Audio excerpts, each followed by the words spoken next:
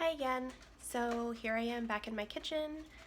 You can hear my cat over here trying to climb this pole. So yeah, all's well here. I'm getting ready to make lunch.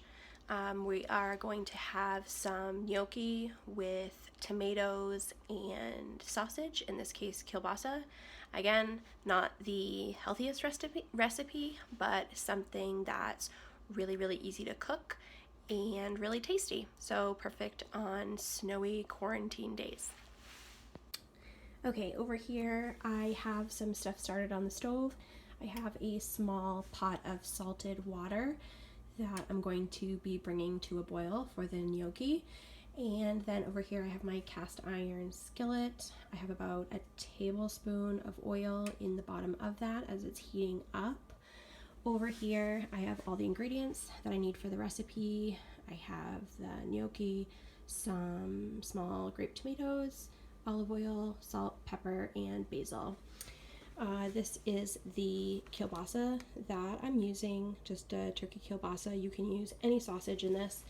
And what I've done is I've gone ahead and cut it lengthwise and started cutting those into pieces.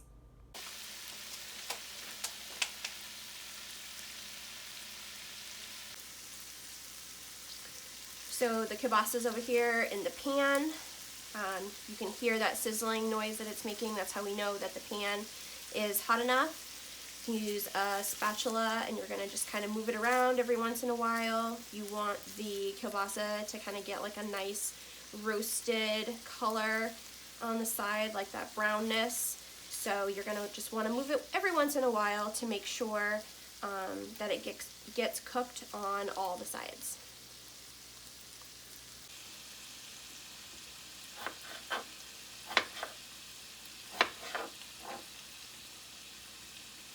Alright, so the kielbasa is getting nice and toasty brown over here.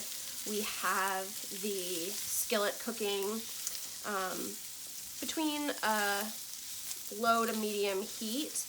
The water for the gnocchi is boiling, so we're going to focus on that. So the gnocchi you're going to just put directly into the boiling water. The trick here is to make sure it doesn't plop in the water too much, because then you'll get hit with boiling water. So we're just going to try to ease those gnocchi into the water. You want to stir it just a little bit so they don't stick together. Let the water return to a boil. Once it returns to a boil, the gnocchi will begin cooking, and you'll know when it's done because all the gnocchi will float to the top. Now that the kielbasa has a nice brown to it, we're going to take the tomatoes, the cherry tomatoes that we sliced up, and we're going to add those to the pan. We're going to continue to keep the tomatoes on a low to medium heat until they reduce and start to break down to form a little bit of a sauce. Because the kielbasa is already pretty salty, we're not going to add any salt at this step. You can salt later on your own if you find that you need more, but there is plenty of salt in the kielbasa, so you probably won't. We're going to season the tomatoes and the kielbasa with some basil. I just use dried basil, but in the summer when my garden's going, I would just have tomatoes and basil from the garden. So we put on a pretty generous sprinkle of basil. I'm just going to add a little sprinkle of pepper now. It's good to add the seasonings at this step so that you don't have raw seasoning in your food. If you let the herbs and spices cook a little bit with the rest of the food, it will taste a whole lot better and the flavors will be a lot more developed. Alright, so we're just going to let this sit here for a second till the tomatoes start to break down a little more. Our gnocchi is just about done. You can see that it's all pretty much floated up to the surface. It only took a couple of minutes. I'm gonna let it sit for just a second before I strain it.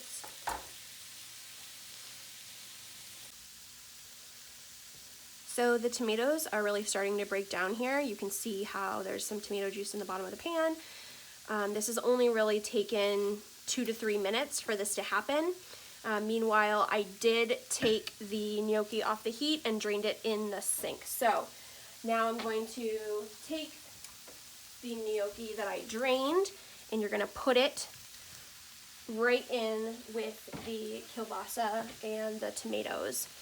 I'm going to turn the heat off, stir it just a bit to kind of integrate the gnocchi into everything and get some of those spices and tomato juices all over the gnocchi.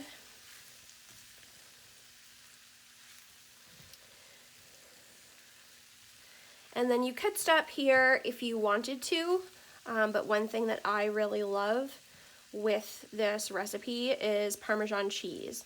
And it's nice to add it while it's still nice and hot. So I just add a sprinkle of some Parmesan cheese. We're just gonna let that heat a little bit more, mix it in. Parmesan cheese will get nice and melty.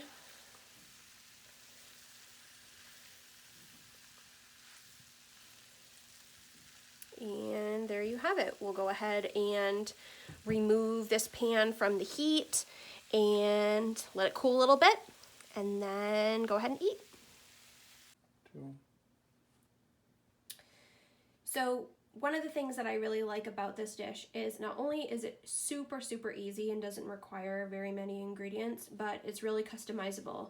You can substitute different veggies if you want, or different kinds of meats and sausages.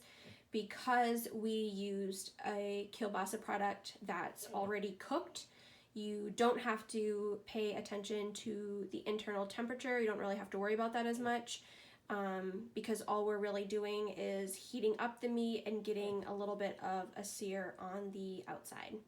Hope you guys enjoy this. Feel free to customize however you'd like, and I hope you enjoy.